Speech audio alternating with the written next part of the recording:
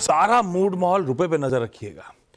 रुपया फ्राइडे को स्ट्रेंथ के साथ कामकाज कर रहा था। इनफैक्ट फ्राइडे को 8th स्ट्रेट ट्रेडिंग सेशन था जब रुपया मजबूती के साथ खड़ा हुआ था। 2.5 महीनों के हाईस पे आके खड़ा हुआ है। एक करेंसी है जो हमें थोड़ी सा भरोसा जगा रही है कि मामला 10 ईयर बॉन्ड यील्ड देखी आपने? 10 ईयर बॉन्ड यील्ड देखी यूएस की कि हमारी कहां पे खड़ी है? Sharpest fall last week 6.62। मतलब आप सोचिए कि नवंबर 2023 के बाद सबसे लोवेस्ट लेवल पे 4 महीने में सबसे बड़े लॉसेस हुए हैं इस यील्ड में। खैर ये रखिए नजर, क्यूज बढ़िया है, मोमेंटम शायद कंटिन्यू करे। लेकिन फ्राइडे को क्या चर्चा हुई थी? फ्राइडे का निफ्टी स्क्रीन पे रखिएगा। पहले बेस तक डिप्स में खरीदारी करने के मौके ढूंढिएगा 23,145 से 23,081 तक के जोन्स में। वहीं के जोन्स मिले आपको शुरुआती ट्रेड में।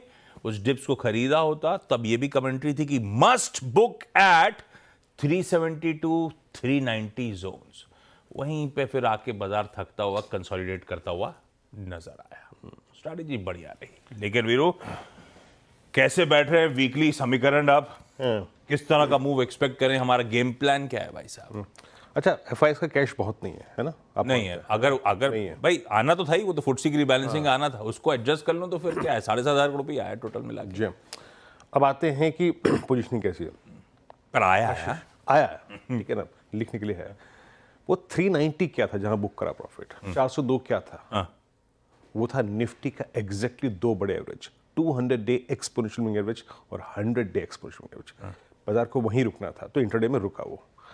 बट इस पूरे 100 पॉइंट की 23,400 और 23,500 की बहुत सिग्निफिकेंस है। आपका पहला रेजिस्टेंस था 22,610 20 डे में, दूसरा रेजिस्टेंस था 50 डे में 23,050, तीसरा पड़ाव ये है। तो आज हम तीसरे पड़ाव को हिट करने जा रहे हैं। मैं स्टैट्स को शुरू से लेता हूँ। एफआईएस के स्टैट्स आपने कैश में देख लिए, कैश में, और साथ ही साथ अगर आप उनके डेरिवेटिव्स के स्टैट्स को देखें, डीआईएस की करीब 3202 करोड़ रुपए की, याद रखिएगा, सेलिंग थी।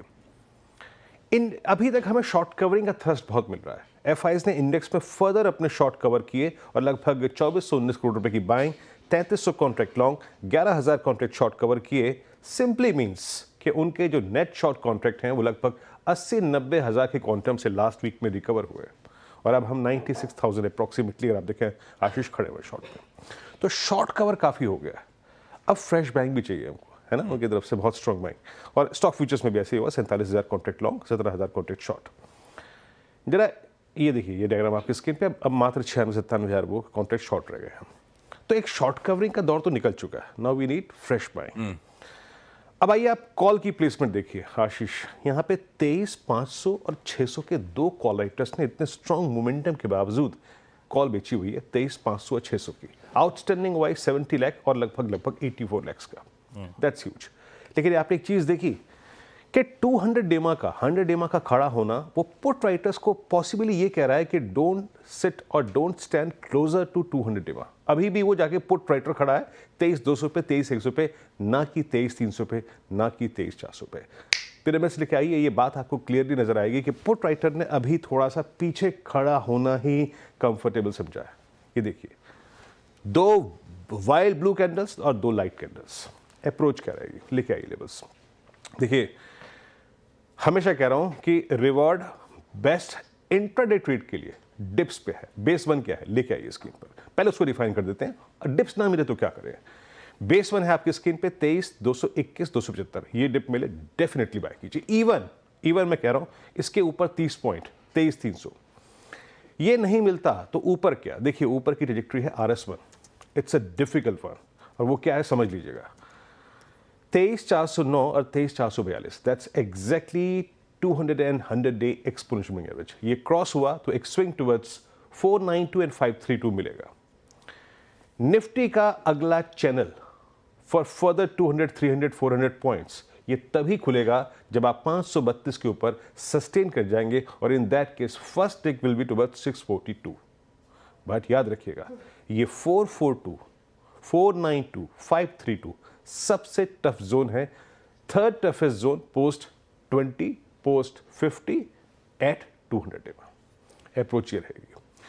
अब आइए आप निफ्टी बैंक पे देखिए। निफ्टी बैंक में एक बात मैं कहूं, मैं निफ्टी बैंक बहुत चला। अभी तक पीएसयूज का कंट्रीब्यूशन बहुत नहीं है। जैसे कि मैं आशीष से डिस्कस भी कर रहा था कि बॉन्ड यील्ड्स में अगर आप देखें शार्प क्रैक है, तो ये पॉसिबली अगर आप देखें ट्रेजरी गेन्स को ट्रिगर करता है, तो ये अच्छा फैक्ट है बैंक निफ्टी के लिए। पुट राइटर्स 50,000 पे 50,200 पे हैं, इवन 50,500 पे विजिबल हैं, बट यहाँ पे कॉल राइटर थोड़ा ज़्यादा है और 51,000 पे कॉल राइटिंग है। लेके आइए बेस वन, बेस्ट रेट क्या होगा? देखिए कोटक का बहुत स्ट्रॉन्ग ब्रेकआउट, आईसीआईसीआई बैंक का बहुत strong breakout, HDFC bank off the edge, ये है बेस वन। यहाँ तक का डिप मिले डेफिनेटली बाय करें, और डिप नहीं मिल रहा है तो ऊपर की तरफ देखिएगा RS1 है करीब करीब 50,732 के जोन में, 781 के जोन में। अगर ये क्रॉस हुआ तो Nifty bank will prepare itself for further upside towards 24, 238 और 390। और एक और चीज़, निफ्टी अगर 23,532 के ऊपर सेटल होता है, फिर आइएगा उस पर, तो आपके पोजिशनल स्टॉप लॉसेस, जो भी लोग पोजिशनली अपना ट्रेड कैरी करके आ रहे हैं, वो अप्रॉक्सीमेटली अपना जो वो है स्टॉप लॉस वो 23,200 के आसपास ले आइए। मैं तो यही हूँ, आपको फ़ोन कौन कर रहा है? नहीं, फोन नहीं है, कल के हिसाब से अलार्म था गुरुकुल के हिसाब से। ठीक है, ये बार बार bond yield soften, PSU banks, treasury gains, लग रहा है कुछ सीधा सौदा में आने वाला है। वो टीजर पे छोड़े जा रहा हूँ, सीधा सौदा में जब 7:30 बजे जुड़ेंगे तब टीम लाइनअप्स में चर्चा कर लेंगे।